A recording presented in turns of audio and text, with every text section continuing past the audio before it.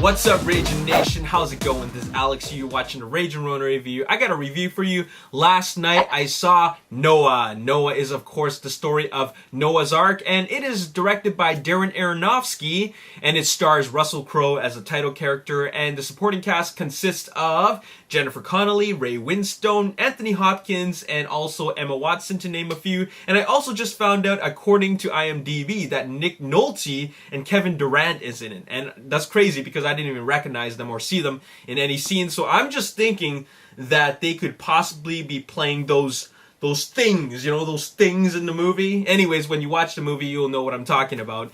Anyways, this is a movie of epic biblical proportions. Of course, it is a story that covers a section of the Bible. Now, I've never read the Bible. I don't know exactly what happens. All I know is that Noah is somebody who takes a lot of animals into his ark, and then he saves the animals from this flood. That's all I know about the story of Noah's Ark, but I have no knowledge of how it is how it all plays out in the Bible. So I'm not going to talk about anything having to do with historical accuracy, or I'm not going to actually say like, oh, that's not what happened in the Bible, because I never read the Bible. Therefore, I'm going to give you my most unbiased opinion about this film. I'm reviewing it as a film and a piece of fiction and fantasy. Keyword being fantasy, because this movie actually feels very fantasy-like. It feels very, there's a lot of fantastical elements in this film. And when I watched this movie, I actually didn't expect it to feel like, it almost had like a slight like Lord of the Rings feeling to it. When you watch it, you know what I'm talking about. But I totally did not expect that. I went into this theater. I went into the movie expecting to watch, you know, like Russell Crowe's character Noah saving these animals, and then Ray Winstone's character Cain, I think his name is Cain, Tubal Cain. Okay, you know, his horde of people attempting to stop him. That's all I was expecting throughout the movie. I did not expect to see all these fantasy elements. And you know what's crazy? Well, I should have expected that, because this movie is directed by Darren Aronofsky. He's someone who, you know, he puts a lot of symbolic imagery, fantastical imagery in his films. So, you know, it's got a lot of his fingerprints all over this film. So, which is kind of cool. I like the way that, I like the direction. I like the way he put all that imagery in the movie. It just felt like, it felt like something very different from what I'm used to seeing. But anyways, with regards to the film felt like, you know what? It felt like your standard disaster film formula, okay? And that is Act 1, you have the section where you discover about a possible disaster taking place. Act 2 is when the disaster actually takes place. So the first act is the development. The second act is the disaster. So that's where all the action takes place, okay? All the excitement. But Act 3 is actually the weakest, because, well, the disaster's over, so it's just a matter of them dealing with it, all right? And dealing with whatever, like, human story they have to deal with it.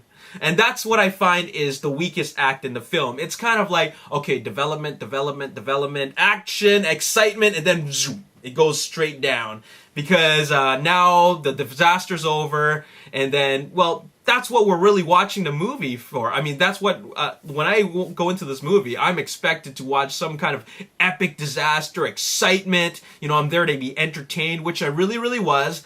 But later on, it started getting to the human aspect of the film in the third act of the film. And I find that seems to be a very formulaic structure in a lot of disaster films. Now, had they gone the Titanic route, which is, you have all the human story at the beginning, you have the development of the disaster in the middle, and you have the actual disaster at the final act of the film, that would have been a more progressively exciting film. So it's, you know, I wouldn't say it's a bad movie. I actually found it very enjoyable. I thought a lot of the imagery and the direction is very visually appealing. It's very exciting, and I felt that it was a film that really kept my attention for the first and second act. The third film is where I just felt that it started to fall apart as a storytelling piece. in telling the story, because a lot of the tone is really changed.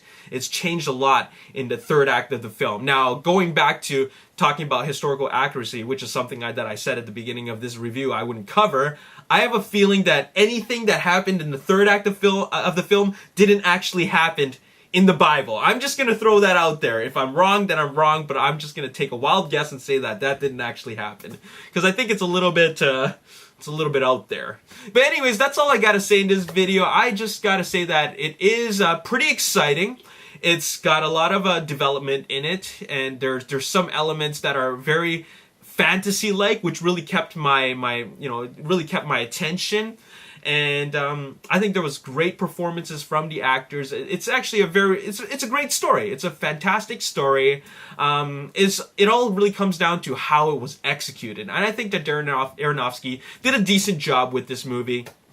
I can see how it would upset some religious groups, but I'm not even going to get into that because, I know nothing about what really happened, or rather what happens in the Bible. Okay, so there you have it. That's all I got to say in this video. The score that I'm going to give it is 7.25 out of 10. I think it's worth checking out on the big screen, just because there's a lot of great visuals, great cinematography. I was really impressed by the visuals and the cinematography, and I love the fact that they filmed it in Iceland. Any movie that's filmed in Iceland just looks beautiful, because it's such a alien type of country. It's like I feel like in a different planet, right? It's just got a lot of great visuals that we as an audience, we don't get to see a lot of. So that's a really nice touch. And that's all I got to say in this video. Once again, 7.25 out of 10. Worth checking out on the big screen. And there you have it. My name is Alex. Thanks for watching. Let me know in the comments section below how you feel about the film. As always, if you enjoyed this video, hit the like button, subscribe to the YouTube channel, like me on Facebook, The Ragin Nation. Also follow me on Twitter at Ragin Nation. The next video I'm going to be reviewing, or rather the next movie I'm going to be reviewing, is Sabotage, starring Arnold Schwarzenegger. I'll see you next time. Peace. I don't know what to expect. I saw some images, but those images didn't really do the turtles justice, because after what I've seen here, it's not only about the